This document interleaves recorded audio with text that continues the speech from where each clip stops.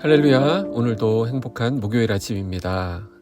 우리가 앞만 보며 달리다 보면 정작 가까이에 있는, 내 곁에 있는 가장 소중한 사람들을 놓치곤 합니다. 늘 곁에 있어서 당연하게 여겼던 가족, 동료, 친구들이 사실은 가장 귀한 축복인데 말이죠. 어제가 바로 늘 묵묵히 우리 곁을 지켜주는 소중한 동역자 두광일 목사님의 생일이었습니다. 바쁜 일상에 치여 당일에 깜빡 놓친 아쉬움을 담아서 하루 늦은 만큼 곱절로 더 큰 박수를 보냅니다. 사랑하는 목사님의 삶과 사역 위에 하나님의 놀라우신 은총과 평강이 늘 가득하기를 축복합니다. 오늘 하루는 우리 곁에 있는 소중한 이들에게 따뜻한 마음 전하는 그런 복된 날 되시기를 소원합니다. 함께 묵상할 말씀은 창세기 45장 1절에서 15절까지의 말씀입니다. 요셉이 시종하는 자들 앞에서 그 정을 억제하지 못하여 소리질러 모든 사람을 자기에게서 물러가라 하고 그 형제들에게 자기를 알리니 그때 그와 함께한 다른 사람이 없었더라. 요셉이 큰 소리로 우니 애굽 사람에게 들리며 바로의 궁중에 들리더라. 요셉이 그 형들에게 이르되 나는 요셉이라. 내 아버지께서 아직 살아 계시니까 형들이 그 앞에서 놀라서 대답하지 못하더라. 요셉이 형들에게 이르되 내게로 가까이 오소서. 그들이 가까이 가니 이르되 나는 당신들의 아우 요셉이니 당신들이 애굽의 판자라. 당신들이 나를 이곳에 팔았다고 해서 근심하지 마소서. 한탄하지 마소서. 하나님이 생명을 구원하시려고 나를 당신들보다 먼저 보내셨나이다. 이 땅에 2년 동안 흉년이 들었으나 아직 5년은 밭갈이도 못하고 추수도 못할지라. 하나님이 큰 구원으로 당신들의 생명을 보존하고 당신들의 후손을 세상에 두시려고 나를 당신들보다 먼저 보내셨나니 그런즉 나를 이리로 보내니는 당신들이 아니요 하나님이시라. 하나님이 나를 바로에게 아버지로 삼으시고 그 온 집의 주로 삼으시며 애굽 온 땅의 통치자로 삼으셨나이다.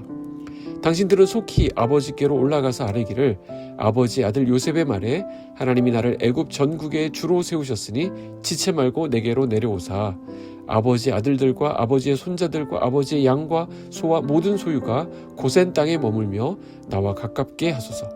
흉년이 아직 5해가 있으니 내가 거기서 아버지를 봉양하리이다. 아버지와 아버지의 가족과 아버지께 속한 모든 사람에게 부족함이 없도록 하겠나이다 하더라고 전하소서.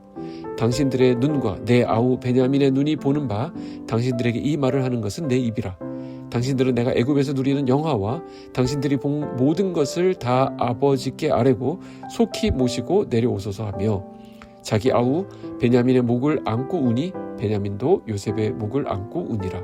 요셉이 또 형들과 입 맞추며 안고 우니 형들이 그제서야 요셉과 말하니라. 아멘.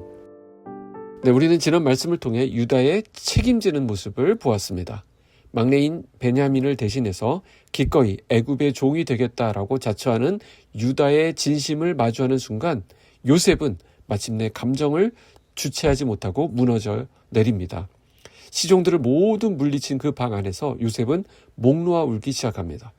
울음소리가 얼마나 크고 깊었는지 방 밖을 넘어서 바로의 궁에까지 들릴 정도라고 기록합니다. 이 요셉의 눈물은 많은 의미를 담고 있다고 생각합니다. 지난 20여 년 동안 가슴에 맺혔던 아버지에 대한 절절한 그리움의 폭발이기도 했겠고요. 동시에 그 오랜 세월 그들의 변화를 통한 하나님의 위로였다라는 것이죠. 형들을 자기 동생을 위해 목숨을 버릴 줄 아는 사람으로 변화시켜 주신 또 그들을 성숙시켜 가신 하나님의 신비로운 은혜에 대한 감격의 통곡이었을 것입니다. 자, 요셉은 두려움에 사로잡혀서 어찌할 바 모르는 형들을 향해 비로소 자신의 정체를 밝힙니다. 나는 당신들의 아우 요셉이니 당신들이 애굽의 판자라. 20년 전에 요셉은 피해자였죠. 그리고 형들은 가해자였습니다. 세상의 기준으로 하면 지금 확 바뀌지 않았습니까? 절대 권력을 쥐고 있는 요셉은 그들을 당장 단죄하고 처벌해야 마땅했습니다. 그러나 요셉은 이 상처각한 이 상황을 전혀 다른 시각으로 바라보고 선포합니다. 5절 보시면 당신들이 나를 이곳에 팔았다고 해서 근심하지 마소서. 한탄하지 마소서. 하나님이 생명을 구원하시려고 나를 당신들보다 먼저 보내셨나이다. 형들이 자신을 노예로 팔아넘긴 그 끔찍한 범죄 사건을 요셉은 도리어 이스라엘 공동체의 생명을 보존하기 위해 하나님이 자신을 먼저 파송하신 섭리의 사건으로 재정의하고 있습니다. 요셉이 복수의 화신이 되지 않고 형들을 용서할 수 있었던 원동력은 바로 여기에 있었습니다.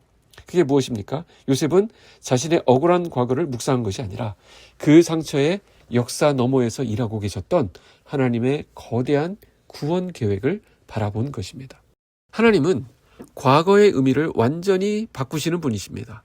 요셉은 오늘 본문에서 자신을 애굽에 보내신 분이 하나님이시라고 3번이나 반복하여 강조합니다. 5절, 7절, 8절에 나오죠.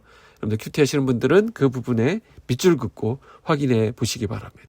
자기를 보내신 분은 하나님이라는 것입니다. 요셉은 지금까지 벌어진 모든 일이 단순한 우연이나 누군가의 실수 때문에 이루어진 것이 아니라 이 가족의 생명을 구원하기 위한 하나님의 치밀하고도 선하신 계획이었음을 인정하고 고백합니다. 하나님의 이 원대한 계획을 깨닫는 순간 요셉에게 과거는 더 이상 상처가 아니었던 것이죠. 애굽의 종으로 팔린 사건은 형들이 버린 사건이 아니라 거룩한 사명을 띠고 먼저 떠나게 된 하나님의 파송 사건이 되었습니다. 이것이 바로 신앙의 모습입니다. 하나님의 섭리와 은혜라고 하는 렌즈로 우리의 삶을 들여다볼 때 부끄럽고 아팠던 과거는 사명의 역사로 재해석되는 것입니다. 우리의 현재와 미래 또한 이 은혜의 렌즈 안에서 결코 헛되지 않은 영광의 과정이 될 줄 믿습니다. 오늘 말씀의 결론입니다. 하나님께서 기근 속에서 요셉을 통해 이스라엘을 구원하신 이유는 궁극적으로 유다의 후손을 통해 예수 그리스도를 이 땅에 보내시기 위함이었습니다.